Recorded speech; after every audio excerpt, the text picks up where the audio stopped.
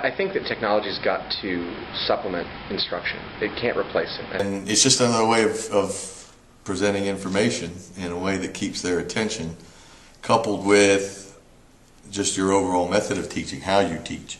I think for most classrooms it would be great being able to make videos, do different things.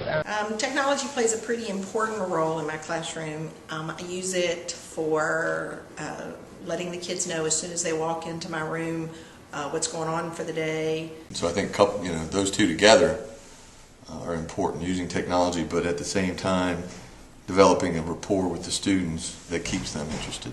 I think that the tendency is to take technology and let it teach the students. Put on a movie clip or use a review game and let that become the primary mode of instruction. And I think that technology really is suited to work hand in hand with the classroom teacher and help you enhance a point but not make the point. So I really think it's there to supplement.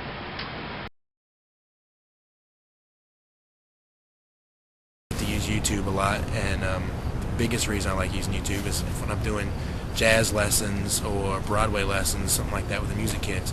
I can pull up everything I need on one website, and they can do it. So I love, instead of just using a CD player where the kids can hear the music, it's great for them to actually see it performed and that kind of things. PowerPoint obviously is something that we use. It's a great organizational tool for the students. I do a lot of the PowerPoint. Laptops And web page. the smart board. Moodle is a web-based platform based to support students.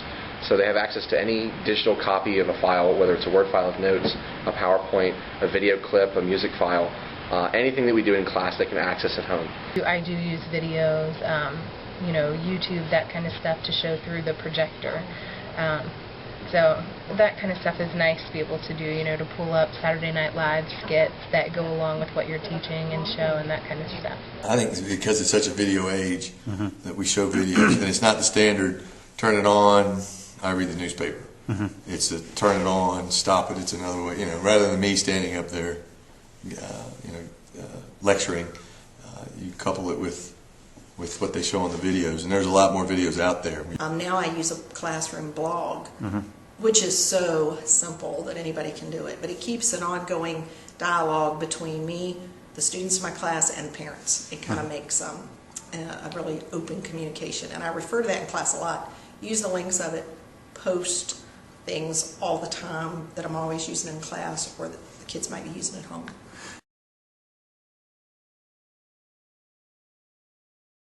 I don't think a lot of the kids would know how to research a paper if you took the computer away from them. So I think that there is a dependency that if they can't get it electronically, if it's not something that they can access on their computer, that it's almost foreign to them. Now, kids can go to the computer and get on the internet and get on any of these search engines and find out almost anything that they need to know. But I have a feeling they're very dependent on technology. Not dependent as much as addicted to technology in some way, shape, or form. And that's hard to compete with. A lot of people will use it and just throw a movie in, and you can say, hey, I'm using my technology smart board through the TV, but watching a video. It's great when everything works, but most of the time everything doesn't work, so it's very frustrating for the kids who are trying to make projects, and also very frustrating for the teachers who are trying to get the kids to make projects. You always have your technology problems where, one day the internet might be down, so then you still got to go back to old school and hope you have some things to go by without it. A lot of the technologies that we have access to, they work great for a large number of students, but they miss. Just like every other instructional technique, they miss certain kids, which is why that differentiation is so important.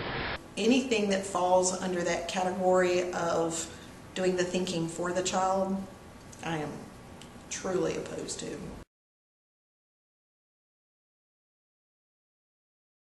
Such as older teachers as myself, I'm now retired, is that the technology has gone beyond our comfort range.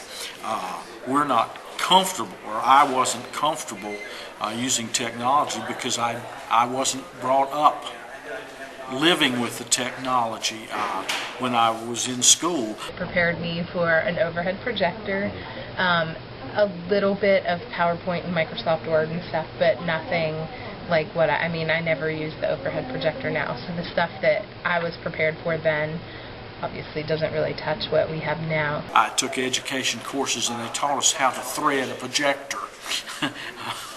They taught us how to make a stencil if we wanted to make copies. It definitely prepared me, but you know, every class you have will be different. They'll need different things from you. Those teachers who ever expected a child to sit and listen and take notes and tell them on a test what they learned from that are probably fighting a losing battle these days.